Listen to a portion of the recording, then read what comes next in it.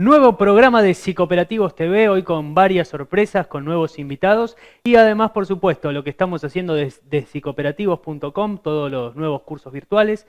Aquellas instituciones que quieran dar difusión a su agenda saben que pueden contactarnos a través de las redes sociales psicoperativos.com, Psicoperativos TV en Facebook, o si no, simplemente nos mandan un correo electrónico en psicoperativos@gmail.com.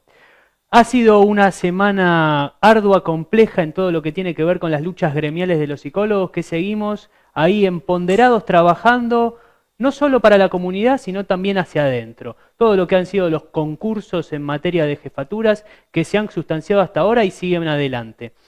Es importante seguir revalidando la ley 26657, la 10471 y nuevas leyes que se suman al trabajo mancomunado de los psicólogos con la comunidad, como la ley provincial, la 14.656, que nos permitirá no solamente capacitar a los trabajadores municipales psicólogos, sino también generar nuevas conquistas y nuevos derechos en torno a lo que es nuestra profesión, la psicología. Desde ya, si quieren seguir conectados, pueden conectarse en psicoperativos.com y ahí van a enterarse de todas las últimas novedades en torno a nuestra profesión. Les decía que para el día de hoy tenemos una entrevista con una especialista en todo lo que tiene que ver con el psicodiagnóstico de Roger, la técnica de Roger propiamente dicho, y todo lo que tiene que ver con psicotécnicos, pericias y determinadas dudas y inquietudes que le vamos a hacer en el día de hoy.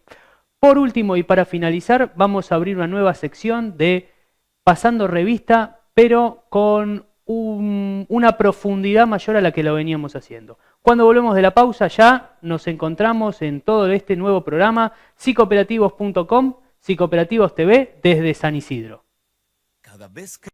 Segundo bloque en Psicoperativos TV. Hoy traemos un par de noticias importantísimas de vital información y de vital importancia para que la comunidad de psicólogos y de personas que están trabajando en la salud mental estén interiorizados. Hay una fuerte y una alerta en lo que tiene que ver la preocupación por el cierre de los dispositivos que atendían a las personas con problemas de ludopatía. Esto quiere decir con adicción al juego. Una controversial decisión de la lotería, la Dirección Provincial de Loterías, Bingos y Casinos. El presidente tomó la determinación, a mi entender errada, de cerrar lo que tiene que ver con la asistencia psicológica a personas con problemas en ludopatía. Dentro de la reforma que se plantea que aquellas personas que tengan problemas con ludopatía vayan a los centros provinciales de adicción, que todos sabemos que estaban sufriendo una fuerte crisis y hay muchísimos reclamos, no solo gremiales, sino también sindicales en lo que tiene que ver con las condiciones laborales y las condiciones edilicias en donde muchísimos colegas trabajan. Con lo cual, el reclamo es que no se cierren la asistencia para personas con problemas con ludopatía. Eso por un lado, pero también lo que vale recalcar y es importantísimo y fundamental para nosotros remarcar, tiene que ver con que en un contexto donde la ludopatía crece sin cesar, donde se baja la edad de consultas por estos problemas, donde hay una oferta online, una oferta virtual que crece sideralmente, el Estado decide cerrar estos dispositivos de atención. Por otro lado, también es muy complicado para las personas que tienen un problema de ludopatía. Un problema puede ser una persona que va a jugar a los tragamonedas y después está el otro contexto que tiene que ver con adicciones a sustancias, que queda muy claro en la epidemiología que son perfiles totalmente diferentes y que hay que atender la singularidad sin que haya un borramiento. Entonces, por favor, es importante que esta información circule y además que se respete las fuentes laborales de aquellos que están contratados o como becarios de este programa, este dispositivo de atención a personas con ludopatía. En otro orden de cuestiones, vemos cómo el mal llamado juego de la ballena azul ha proliferado en materia de divulgación. No podemos decir que hay una gran prevalencia en lo que tiene que ver con este mal llamado juego, sino lo que vemos es cómo aparecen estos juegos de rol y los denominamos juegos de rol entre comillas porque no son juegos. Para entender esto, ¿qué significa que esto no es un juego?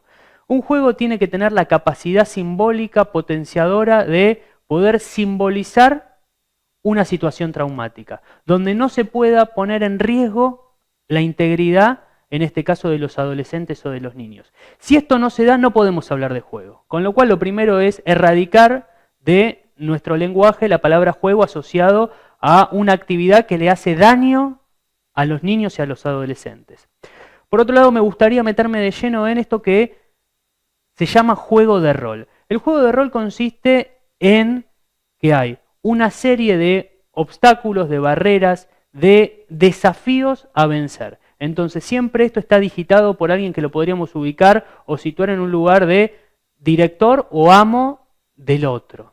Entonces, ¿qué me parece importante? Lo que me parece importante es, primero, no llamarlo a esto juego, y por segundo término es tomar conciencia de que las acciones dirigidas por adultos tienen incidencia. Ya ha habido casos de personas, seguramente con una psicopatología grave y complicada, actuando e intentando incidir sobre los niños y adolescentes a llegar a esta serie de desafíos que finalmente el mal llamado juego de la ballena azul o la ballena azul desemboca en la muerte. Ya ha circulado entre personas de los primarios de la República Argentina y otros países de Latinoamérica y habla hispana, mismo España, el desgarrador relato de personas o niños que son lacerados con punzones sobre las palmas de su mano. Entonces, lo importante es trabajar en la prevención y en la promoción hacia la comunidad. Esto nunca más puede ser llamado juego. Punto número 1. Punto número 2, tenemos que ser capaces de generar nuevos dispositivos de prevención y promoción de la salud.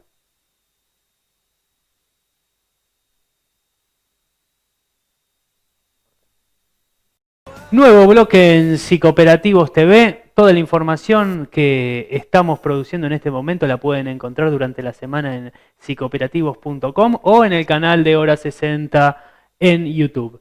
Bueno, en el día de hoy hemos invitado a la licenciada Sabrina Zúculo, que va a venir a contarnos un poco de su experiencia en las diferentes técnicas y evaluaciones psicológicas, desde ya que con una gran experiencia en el psicodiagnóstico de Roger. Buenas tardes, Sabrina, ¿cómo estás? Buenas tardes, Pedro. Bueno, nos gustaría que nos empieces a contar un poco también, bueno, cómo fue tu introducción y el tema de empezar a trabajar en todo lo ateniente a las técnicas de evaluación psicológica.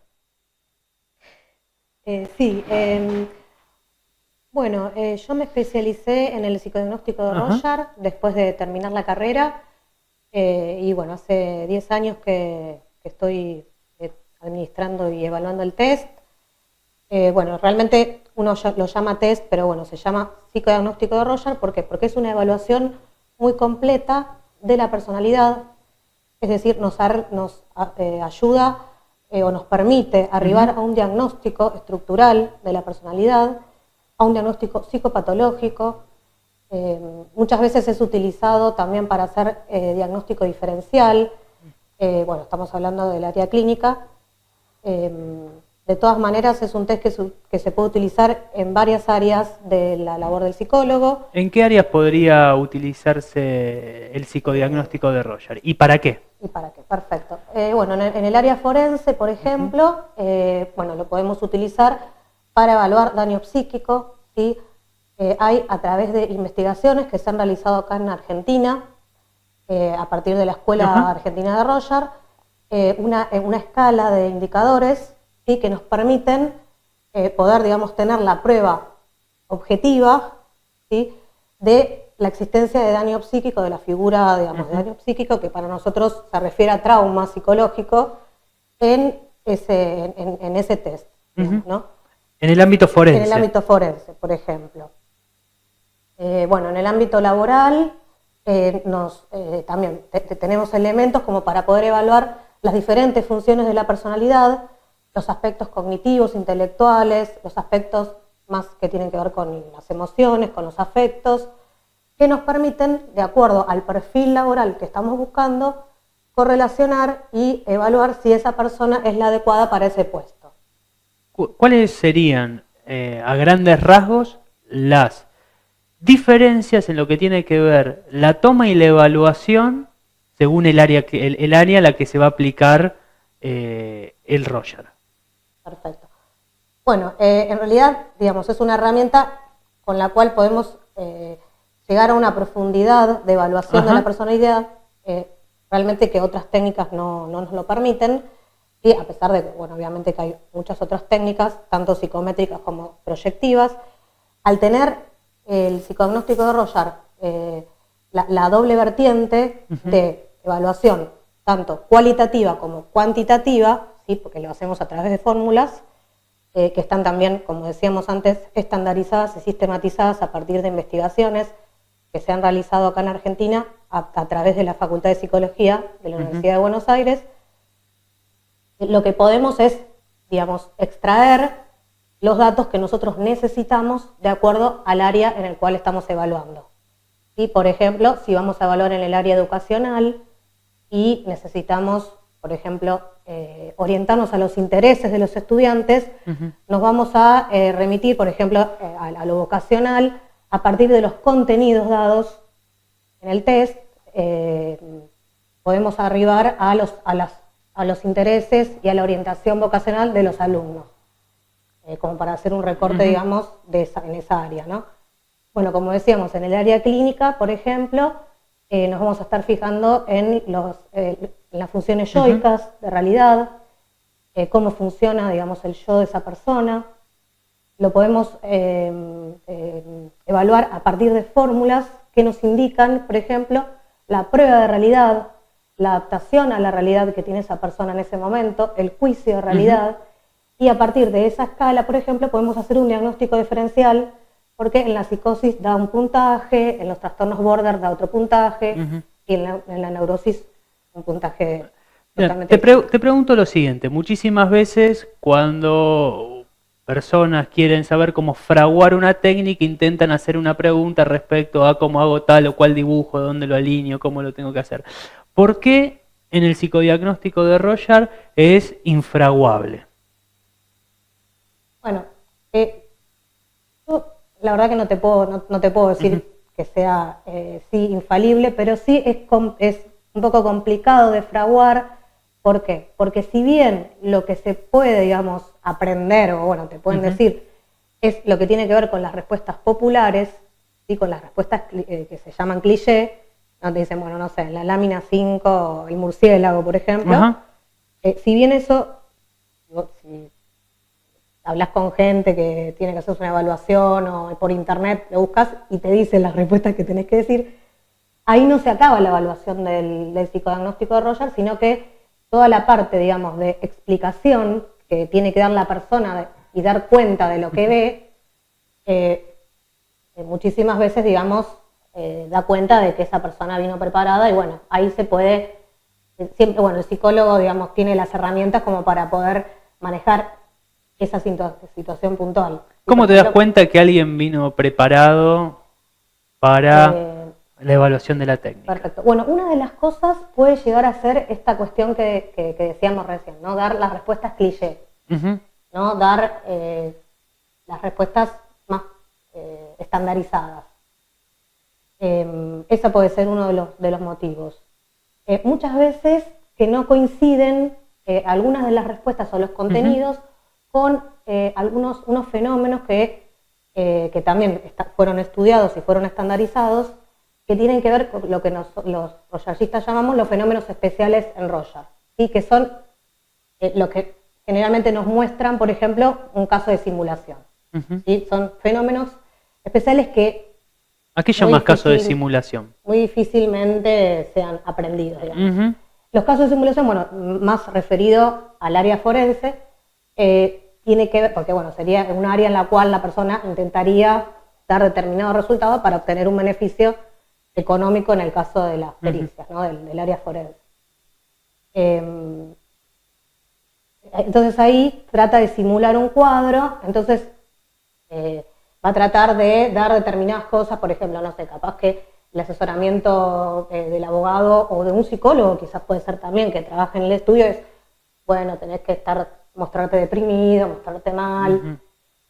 Bueno, en el caso, por ejemplo, de ese cuadro, la persona va a tratar de simular ese cuadro, pero en el Rorschach no vamos a encontrar los fenómenos especiales que tienen que ver con ese cuadro, o fórmulas que condigan con ese cuadro estructural, ¿no? Con ese cuadro, en este caso no sería una estructura, sino un cuadro de depresión. Muchas veces entre mismos los profesionales de la salud mental está la creencia de que es una técnica muy larga en torno a la administración y la evaluación. ¿Cuánto lleva evaluar y administrar un Rorschach?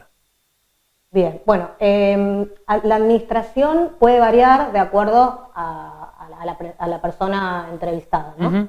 Pero bueno, se considera una administración entre media hora y 50 minutos. ¿No? Dado, en realidad, bueno, esto que te decía recién de la media hora, generalmente se esperan que tarden más, pero realmente lo que se está viendo últimamente es muy poca producción de respuestas. ¿Sí? Como son 10 láminas, el test de Rorschach, y bueno, generalmente se espera que den más de 2 respuestas por lámina, y como después se le tiene que preguntar a la persona... ¿A qué llamas poca producción de respuestas? Y generalmente están dando una respuesta por lámina, por ejemplo. ¿Hay algo del fenómeno de época a lo que se lo podés atribuir? Sí, a mí me parece que sí, no lo tengo estudiado, pero sí es algo que se ve, es evidencia que bueno, que la gente tiende a dar menos respuestas, digamos, al test, que en otras épocas. Si tuvieras la posibilidad de aplicarlo a otras áreas que ahora no se están aplicando, ¿qué te parecería importante donde se puede llegar a aplicar la técnica de Rorschach, ya sea en la versión completa o algún tipo de variante menor o que sirva para indicar algunas cuestiones? Bueno, realmente es una técnica que es muy rica, como decíamos, y muy interesante, y que puede aportar mucho. Quizás, bueno, son áreas en las cuales se utiliza, pero no se utiliza de una manera muy globalizada, muy amplia, pero por ejemplo en el área laboral, me parece que para muchos lugares de trabajo que, por ejemplo, tienen que tratar con menores, pueden ser escuelas, pueden ser institutos de menores, bueno, puestos, por ejemplo, de la policía, donde, bueno, quizás no se utiliza, pero en algunos lugares sí, en otros no. Reformulo la pregunta a partir de lo que contaste. ¿Por qué crees que siendo una técnica o un psicodiagnóstico tan poderoso que permite explorar exhaustivamente la personalidad de una persona y los rasgos, digamos, cualitativos y aquellos rasgos cuantitativos también, por qué no se aplica en más lugares? Bueno, yo creo que esto que vos me decías antes, Pedro, en relación a la durabilidad de la administración y también de la evaluación, porque bueno, uno puede optar, por ejemplo, por hacer la evaluación más cualitativa y dejar de lado la cuantitativa, que realmente hay profesionales y escuelas inclusive que esto lo hacen. Es el Casero, por ejemplo, que es una autora que nosotros en la escuela argentina tomamos mucho, predominaba en su evaluación la evaluación cualitativa. Realmente la evaluación cuantitativa es muy rica y perderíamos muchas cosas, muchos elementos. Pero yo creo que esto influye mucho a la hora de elegir una técnica para evaluar, ¿no? En donde la demanda laboral hacia el psicólogo en relación a la entrega de informes, a la entrega de conclusiones es muy rápida, digamos, y bueno, realmente a veces tampoco condice con los horarios que uno tiene predispuesto para determinado lugar, para determinada función, y optás por otras técnicas que son un poco más cortas, un poco más quizás vamos a decir, fáciles de evaluar. Hay una línea de láminas paralelas, creo que vos algo me habías preguntado, no te lo contesté, que se llama Sulliger, es el test de Sulliger, que en lugar de ser 10 láminas, son 3 láminas, y tienen el mismo estudio digamos, que el psicodiagnóstico de Rorschach, lo que varía son las láminas. Bueno, esto puede ser una opción, digamos, paralela a la evaluación del Rorschach. Muy interesante. ¿Te quedas un ratito más para contarnos también los cursos virtuales que estás armando y todo lo que tiene que ver con la nueva producción? Bueno, cómo no. Muchas gracias.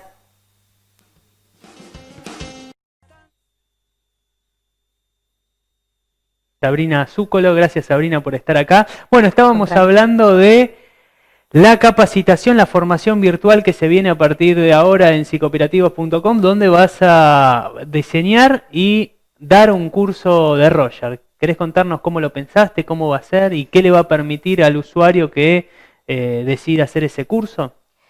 Bueno, la idea de este curso es que quien pueda hacerlo, le interese, pueda utilizar el test y aprenderlo, digamos, desde la administración hasta la evaluación. Y está armado en 3 niveles, ¿sí?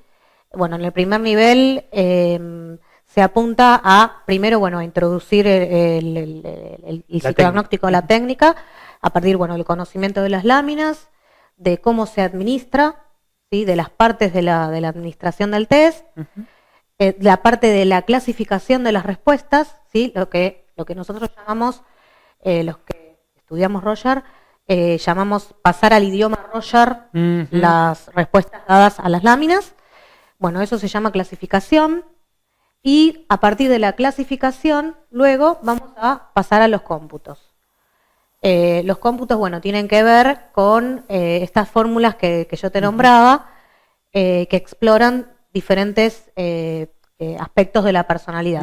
Y en el cual, tenemos fórmulas que nos ayudan a arribar a los diagnósticos estructurales y diferenciales, ¿no? O, por ejemplo, a una psicopatología.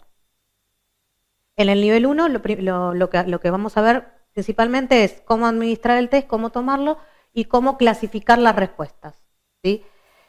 Y en el segundo nivel lo que vamos a ver son todas estas fórmulas, ¿sí? Todos estos cómputos y la interpretación de tanto, digamos, de este idioma Roger como de esas fórmulas. No asustarse con el tema este de tantos números y tantas fórmulas, porque realmente son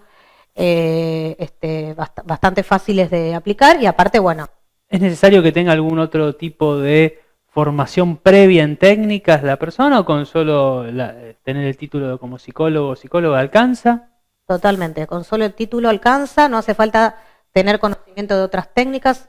De hecho, es una técnica que vos podés aprenderla sin tener conocimiento de otras técnicas, porque es una técnica, es como, por ejemplo, los test gráficos.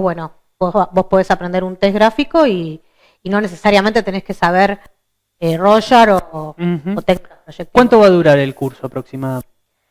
El curso, son, como te estaba comentando, son 3 niveles. Cada nivel consta de 4 módulos de alrededor de 40 minutos.